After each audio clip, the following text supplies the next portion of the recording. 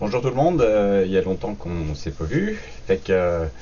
Aujourd'hui, je vais vous faire un petit résumé sur le team, parce que j'en ai parlé dans quelques vidéos et que c'était une belle porte d'entrée dans le monde du camionnage. Donc c'est moi exactement ce que je fais actuellement. Là, j'en suis à mon 6e voyage en Californie, donc en team. Donc ce que ça prend pour faire du team, ben, vous êtes deux dans le camion. Donc c'est sûr qu'on oublie un petit peu. Je suis tout seul et je fais ce que je veux. Vous êtes 12 heures dans la couchette ou 12 heures à la conduite. Et ça demande évidemment de faire des efforts pour soi-même et pour l'autre conducteur. La première chose qu'on va vous apprendre, c'est de conduire le plus doucement possible, donc des accélérations et des freinages atténués, éviter autant que possible les aléas de la route, fermer les portières doucement quand vous sortez du camion pour prendre une pause, pour aller mettre de l'essence, etc. Donc faire attention en fait à votre co-driver, parce que 12 heures plus tard, c'est vous qui allez essayer de dormir dans le camion. Dormir dans un camion, on a comparé ça en intégration, ça m'a fait rire d'ailleurs. Le gars a posé la question simple, est-ce que vous êtes déjà allé à la Ronde? Tout le monde a répondu oui, là, que ce soit à la Ronde ou dans d'autres parcs d'attractions. Et il a dit, bon bah c'est ça, est-ce que vous vous êtes déjà endormi dans un manège? Non. Donc dormir dans un camion en mouvement, ça peut s'apparenter à ça. Donc c'est sûr que les premières nuits sont assez difficiles, on va pas se le cacher là. On dort pas beaucoup. Ça, tranquillement, la fatigue fait le travail, fait que c'est sûr que vous allez y arriver.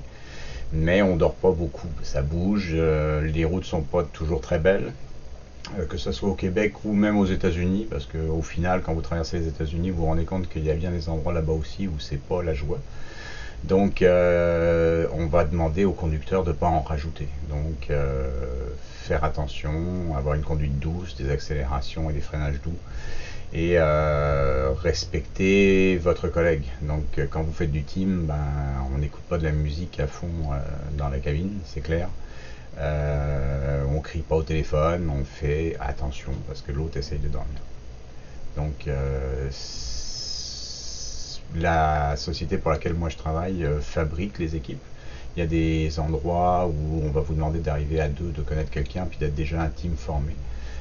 Chez DFS à Joliette, ils vont s'en occuper pour vous. Fait que ça va vous permettre de connaître beaucoup de monde, c'est sympa, parce qu'on découvre plein de gens et puis on s'adapte à leur personnalité.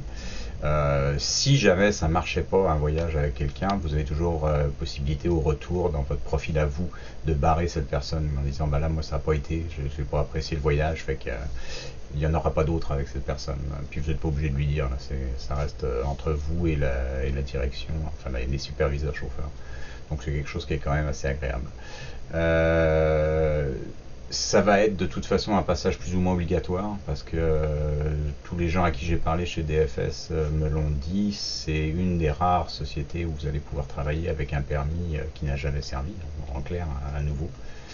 Un autre avantage chez eux, c'est qu'ils vont vous former. Vous allez vous envoyer un CV, vous appellent, vous faites un peu de paperasse, on va vous faire un test routier. Si jamais dans le test routier, le formateur, lui, il voit, il dit bah ça là c'est pas terrible. Ils vont pas vous dire non. Ils vont vous dire bah écoute, on va te prendre, mais on va te demander de suivre une petite formation avec nous sur les virages à droite, plus souvent les marches arrière, parce que c'est souvent là que le bas blesse. Ou même si vous, après votre premier voyage, vous avez 2 voyages d'intégration avec des gens qui ont de l'ancienneté et qui vont vous aider énormément. Si vous, après 1 ou 2 voyages, vous dites ben moi ça me convient pas, ou vous pouvez vous-même demander une formation et dans vos journées de congé, on va éventuellement vous offrir une formation qui est payée au salaire minimum. Donc vous n'allez même pas c'est pas gratuit, vous allez être payé même si vous demandez une formation d'appoint sur telle ou telle pratique. Fait que je pense que c'est à peu près, à ma connaissance et après avoir parlé avec beaucoup de chauffeurs, parce que moi c'est sûr je débute, je connais pas tout, mais à tous les gens à qui j'ai parlé m'ont dit que à part DFS à Joliette, il n'y a pas grand monde qui fait ce genre de choses. Ils ont un partenariat avec la SAQ et le ministère de l'Immigration, ce qui leur permet de faire venir des chauffeurs de l'étranger. Beaucoup de francophones, donc France, Tunisie, Maroc, Algérie. Ils sont très représentés parce qu'ils les font venir, ils les repréparent pour repasser le classe 1 à la SAAC et puis après ils les font travailler. Donc ils ont une bonne expérience à ce niveau-là pour ceux qui veulent appliquer depuis l'étranger. C'est une bonne société. Ils ont aussi un avantage d'être assez souple avec le calendrier, ce qui est assez rare dans le domaine du camionnage. Si moi je prends mon cas, je fais des voyages de 7 jours, ça prend 7 à 8 jours pour faire un aller-retour Californie, selon le temps de chargement surtout, parce qu'en fait vous ramenez des fruits et légumes frais, en fait ils sont vraiment cueillis dans la journée où vous allez les charger, donc des fois vous êtes obligé d'attendre qu'ils aient fini de les cueillir tout simplement. Et ensuite quand je reviens, je prends le maximum de journées de congé qui est offerte, c'est-à-dire que le jour où tu reviens, la journée où tu reviens ne compte pas, et le lendemain non plus, c'est un 36 heures obligatoire de repos. Et après vous avez entre 4 et 5 jours pour partir. Moi je pars toujours au plus loin, le 5e jour. Fait que ça me fait 2 voyages par mois, ce qui me convient à moi puisque je suis un pré-retraité, j'ai un revenu de pension qui tombe, j'ai pas besoin de travailler plus que ça. Il y a des gens qui sont des retraités complets qui font un voyage tous les 30 jours, un voyage par mois simplement parce qu'ils aiment ça, ils continuent. J'ai fait une rotation Californie avec un monsieur qui a 74 ans, je pense. Puis lui, c'est ça, il fait un voyage par mois parce qu'il aime ça tout simplement.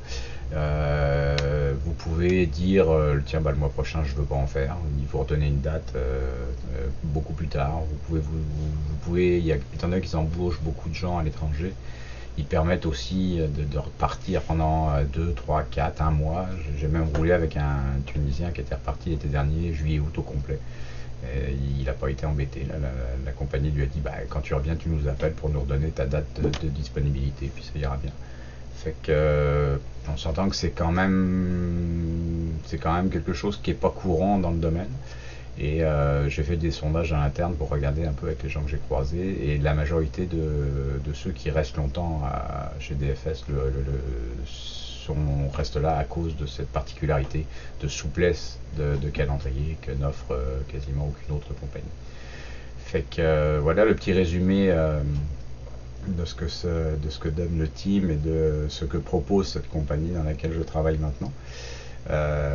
Donc une belle porte d'entrée, une belle école, et qui a su aussi s'adapter au niveau financier, au niveau des salaires à sa concurrence. Fait que c'est pas parce que c'est une école, c'est pas parce que parce que ça, qui paye moins. On est à peu près dans le team Californie, honnêtement, là on gagne tous à peu près la même affaire. Donc ça peut pas vraiment être une question d'argent. C'est sûr que d'autres compagnies vont vous faire rouler peut-être plus. Donc si vous roulez plus, fatalement vous faites plus d'argent, vous payez au minage. Donc ceux qui veulent faire plus de cash iront peut-être se tourner vers des compagnies qu'il y a à Montréal, Transwest par exemple, ou Prince.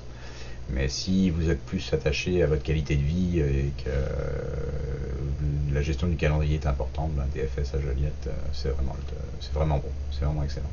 Fait que suite à cette vidéo, je répondrai aux questions comme d'habitude. Il y a beaucoup de gens qui me posent des questions, et puis je vais vous faire je vais essayer de faire un petit montage avec toutes les photos que j'arrive à prendre quand je ne conduis pas. C'est aussi ça l'avantage du team. Quand vous conduisez pas, vous pouvez vous asseoir dans le siège passager et puis faire quelques photos vidéo.